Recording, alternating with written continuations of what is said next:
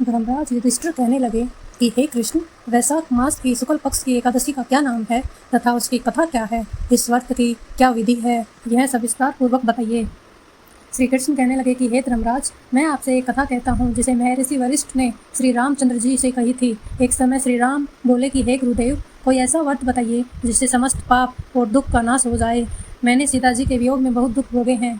महर्षि वशिष्ठ बोले, हे राम, आपने बहुत सुंदर प्रश्न किया है। आपकी बुद्धि अत्यंत शुद्ध और पवित्र है। यद्यपि आपका नाम स्मरण करने से मनुष्य पवित्र और शुद्ध हो जाता है, तो भी लोक हित में यह प्रश्न अच्छा है। वैशाख मास में जो एकादशी आती है उसका नाम मोहिनी एकादशी है। इसका व्रत करने से मनुष्य सब पापों तथा दुखों से छूटकर मोह जाल से मुक्त हो जाता है। मैं इसकी कथा कहता हूँ, ध्यानपूर्वक सुनो।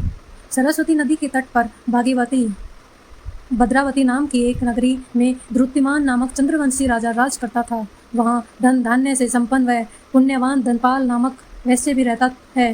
वह अत्यंत धर्मालु और विष्णु भक्त था।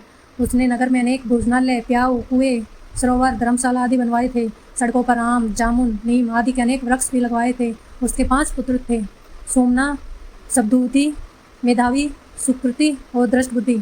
इनमें से 5वां पुत्र दृष्टबुद्धि महापापी था। वह पितृ आदि को नहीं मानता था। वह वेश्या दुराचारी मनुष्यों की संगति में रहकर जुआ खेलता और पराई स्त्री के साथ भोग विलास करता तथा मांस का सेवन करता। इसी प्रकार अनेक कर्मों में वह पिता के धन को नष्ट करता था।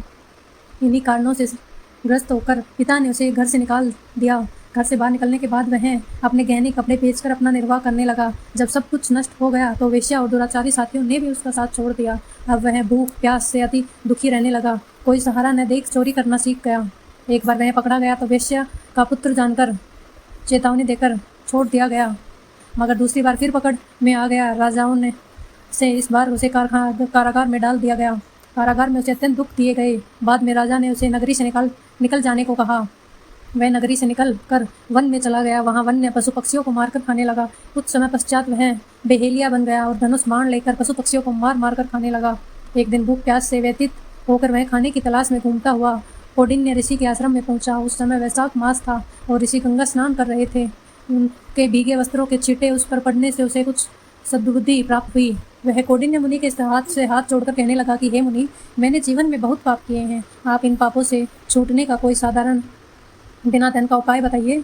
उसके दीन वचन सुनकर मुनि ने प्रसन्न होकर कहा कि तुम वैशाख शुक्ल पक्ष की मोहिनी एकादशी का व्रत करो, इससे समस्त पाप नष्ट हो जाएंगे। मुनि के वचन सुनकर वह अत्यंत प्रसन्न हुआ और उसने बताई विधि के अनुसार व्रत किया। हे राम, इस व्रत के प्रभाव से उसके सब पाप नष्ट हो गए और अंत में वह गरुड़ पर बैठकर विष्णु लोक हो गया। इस व्रत से मोह आदि सब नष्ट हो जाते हैं। संसार में इस व्रत से श्रेष्ठ कोई व्रत नहीं है। इसके महात्म्य को पढ़ने से अथवा सुनने से 1000 गोदान का फल प्राप्त होता है।